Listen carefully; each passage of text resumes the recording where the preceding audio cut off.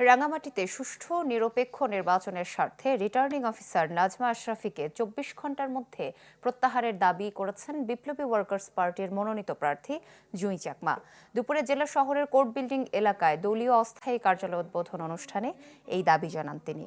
এ সময় অসৌজন্যমূলক আচরণ করায় নাজমা আশরাফি ডিসি নির্বাচনী দায়িত্ব পালনে নিরপেক্ষতা হারিয়েছেন বলেও অভিযোগ করেন জুঁই।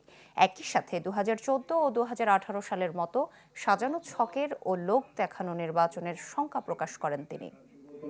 আমাদের এই রাঙ্গামাটি ২৯৯ আসনের পৌর সংগঠনের রাঙ্গামাটি জেলা কমিটির সাধারণ সম্পাদক বর্তমান যিনি জেলা প্রশাসক রয়েছেন নাজমা আশরাফি,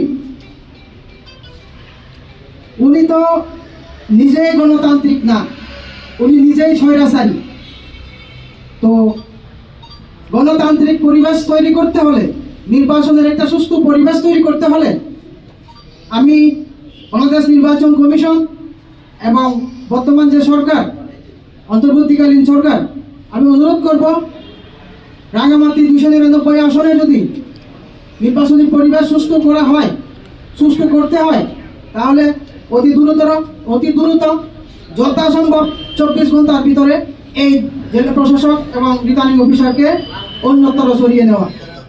নতুন এবং ফিরে আসা গ্রাহকদের জন্য নগদে চলছে ক্যাশব্যাক সহ প্রতিদিন হাজারো উপহার জেতার সুযোগ। হবে আশা আর ফেরা, সারপ্রাইজ সেরা।